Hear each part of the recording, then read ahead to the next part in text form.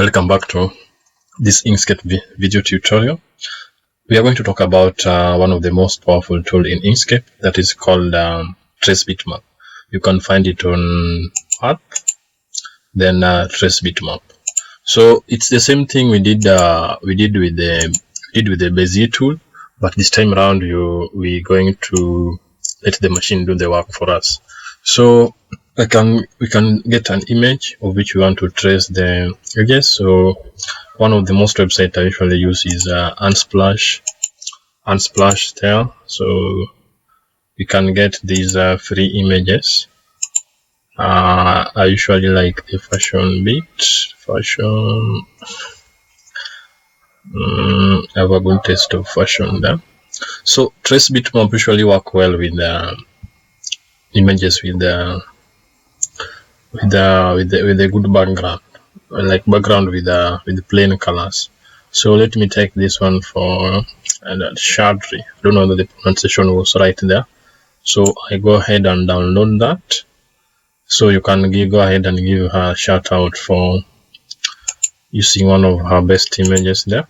So once we do that, we can come here, file, then we import the image from your download folder there. So when we do that, one of the things you have to note that these images are of high pixels, so you'll have to press minus on your keyboard to try to resize it. But before resizing, ensure that this one is checked.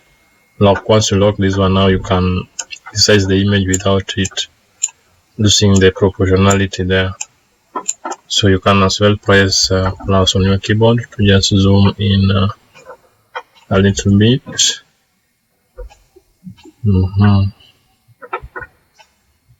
Yeah, that looks good. So you come here, Path, Trace Bitmap, and this is just what I was trying to do earlier. So once you select the image, you have a couple of options here. You have brightness, cutoff. So this one trace the image based on the brightness of the pixels. So you might find the bright areas are what is reflected on this option here. There's also edge detection. This is just detecting the edges around the images. Then we have color quantization. So this one just trace the image based on quantum colors, not quantum mechanics, but quantum colors, like based on the concentration of the colors. Then there is an option here. You can invert image. So invert image doesn't necessarily invert the image, but it inverts where the pixels are more brighter, or where the areas where the image is brighter, it makes it darker, and the areas where it's dark, then that one now becomes more bright. That is what it does. It inverts the image in terms of brightness.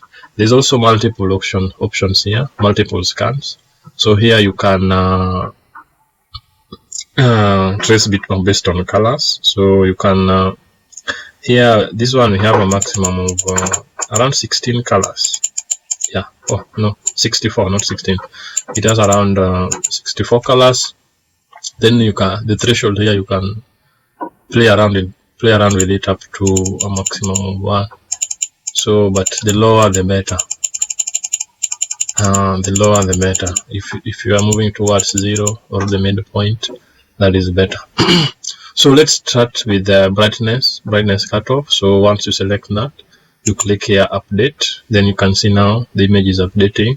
So one thing I want to tell you is I keep on saying one thing, but you have to note that this really needs some resources from your computer. So for me, like right now, I have a CAD software running in the background, so it might slow it down a little bit. Let's see.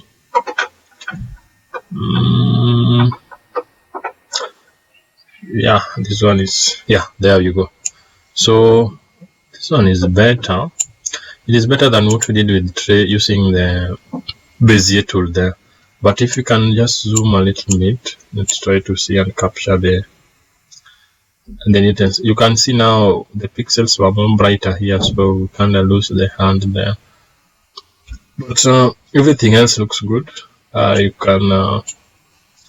can see here the is it a jumper here? So you can see it is more detailed. It's more detailed than what we did on the Bezier tool on our previous tutorial there. So I want to get more options here. Go to path, trace bitmap, like that. So if you select this one, it won't do anything because this is not a bitmap image. This is now a vectorized image, so it won't do anything. You must select a bitmap image like that. And one thing I want to do is just click invert image and see what it does there. You can see now the darker areas are now brighter and brighter areas are now darker. So it just let me go ahead and also take this out. You can see here.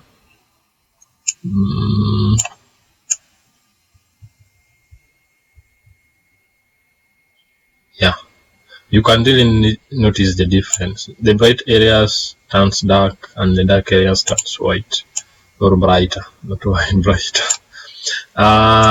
So you can go ahead and you can also play around with edge detection. Edge detection, once you select, you can have a live preview here by clicking update. This one might take a while because it's trying to run through all the edges. I think also my computer is a little bit slow there, but that's what it does. So if you come down here, it's also inverting the image. I forgot to uncheck that box. So if you come to color quantization, this just it traces the image based on the number of colors on the image up to around 64 colors. So if you select 8, the image will be traced based on 8 colors depending on the intensity of the color. So we have more options down here. Multiple scan, create group or path.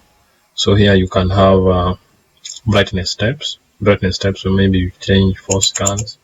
You can have several scans, and just a word of caution here. This will it needs some resources from your computer to do those number of scans.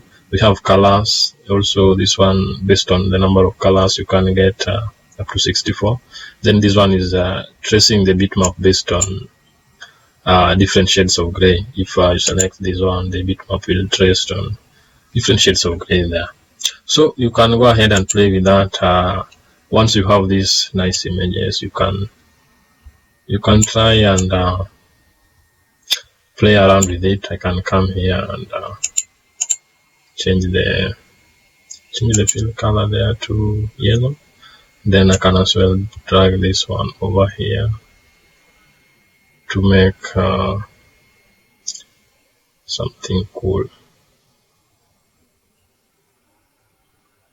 like that. So I can select both images and group them together. So once I do that, so I can just kind of move it around. So remember, this is now a vectorized image. This one you can expand it without it losing without it getting pixelated there. So you can do a couple of things. I